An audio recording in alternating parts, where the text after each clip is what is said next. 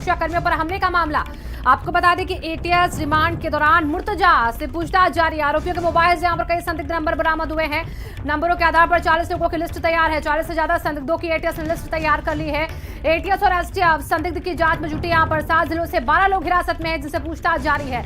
मुर्तजा अब्बासी के bank account से खुलासा और इसी के साथ खातों से आईएसआईएस को आतंकियों को ट्रांसफर की गई थी रकम। यहां पर नेपाल के बैंकों से सीरिया के खातों में भेजी गई थी रकम और इसको लेकर भी अब जांच की जा रही है। आईएसआईएस का यहां पर लगातार हवाला दिया गया था मुर्तजा की गिरफ्तारी के बाद कि आतंकी कनेक्शन इस पूरे मामले में हो सकता है। पहले हालांकि उसे मानसिक रूप से उसके पिता के द्वारा बताया गया कि वो स्वस्थ नहीं है, लेकिन जब जांच पूरी हुई, जब उसकी पूर्व पत्नी से बातचीत हुई, तो इसको लेकर भी जो सवाल थे उन पर ब्रेक लगा, यानी कि वो मानसिक रूप से पूरी तरीके से स्वस्थ है। और उसके बाद ये अगला स्टेप था कि उसके कनेक्शंस को खंगाला जाए।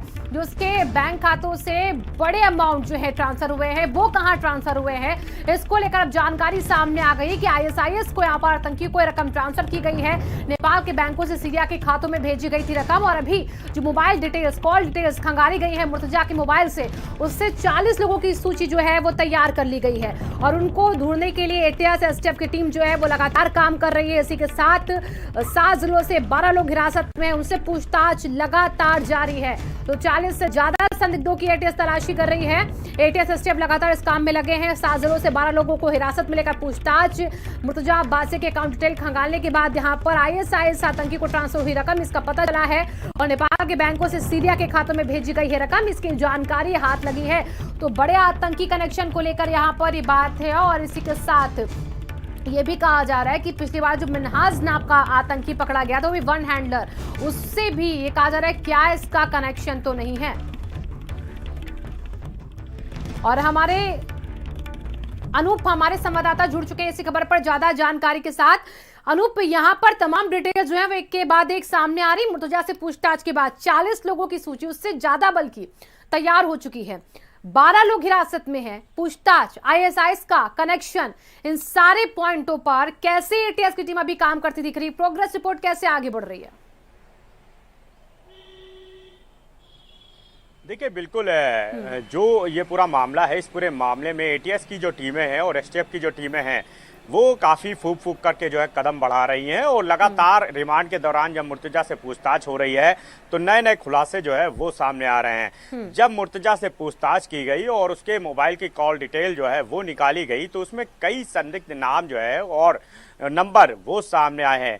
ये माना जा रहा है कि तकरीबन 40 के करीब ऐसी लिस्ट है जो एटीएस ने तैयार की है नंबर और नामों की, और इसी के बाद एटीएस की जो टीमें हैं वो एक साथ कई अलग अलग जिलों में गई हैं, छापेमारी की है। तकरीबन 12 ऐसे लोग हैं जिनको हिरासत में लिया गया है अलग अलग जिलों से, चाहे गोरखपुर बात करें, कानपुर बात करें, नोएडा बात करें, सहारनपुर बात करें, तो यहां से जो है इनको हिरासत में लिया गया है, उनसे पूछताछ की जा रही है। सबसे बड़ी बात है सहारन से अब्दुल रहमान जिसको हिरासत में लिया गया है, उसका जो कनेक्शन है वो काफी पुराना है मुर्तजा से। पिछले 5 साल से ज्यादा समय से ये आपस में एक दूसरे के कनेक्शन में थे और हमले वाले दिन भी जो है अब्दुल रहमान और मुर्तजा के बीच फोन पर बातचीत होती रही है। इससे पहले भी ये लोग नेपाल भी साथ में गए हैं। इसके अलावा एक जो है कट्टरपंथी विचारों से जुड़ा एक व्हाट्सएप ग्रुप भी जो है मोबाइल पे सामने पाया गया है जांच में, जिसमें ऐसे लोग जुड़े थे जो कट्टरपंथी विचारों से प्रभावित थे। ऐसे लोग ही जो है 12 लोग हैं जिनको एटीएस की टीम ने उठाया है, लगातार उनसे पूछताछ कर रही है।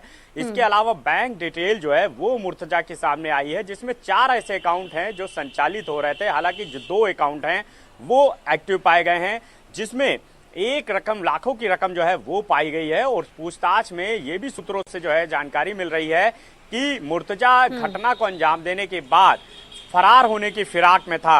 हालांकि सूत्र ये भी बता रहे हैं कि कनाडा की तरफ जाने के चक्कर में था। तो ये सब जो चीजें हैं, जो पूरा कनेक्शन है, जो पूरी जांच की दिशा है वो सीधे तौर पे तय कर रही है। क्योंकि एक बात और निकल करके आई है कि नेपाल के बैंकों से बाकायदा सीरिया में बैठे जो अकाउंट हैं, जो शख्स हैं, उनको रकम जो है मुर्तजा और उनके जो सहयोगी है उनके द्वारा भेजी गई है। तो ये जो कनेक्शन है ये साफ तौर पे बता रहा है कि साफ माइंड का जो है मुर्तजा जो है था, और उसको लगातार जिस तरह से मानसिक और पीड़ित उसके परिजन बता रहे थे, यानी वो गुमराह करने की कोशिश कर रहे थे। और एटीएस की पूछताछ में भी मुर्तजा ने काफी गुमराह करने की कोशिश की, लेकिन जो जांच कर रही एजेंसियां हैं, जो टीमें हैं एटीएस की, वो लगातार इस पे फोकस कर रही हैं कि आखिर मुर्तजा का मकसद क्या था। मठ वाले दिन उसने हमला मठ पे क्यों किया? पुलिस कर्मियों को ही सिर्फ हमला करने का उद्देश्य था, या उसका उद्देश्य ये था कि कोई हथियार जो है छीन करके वो अंदर घुसे और एक बड़ी घटना को अंजाम दे?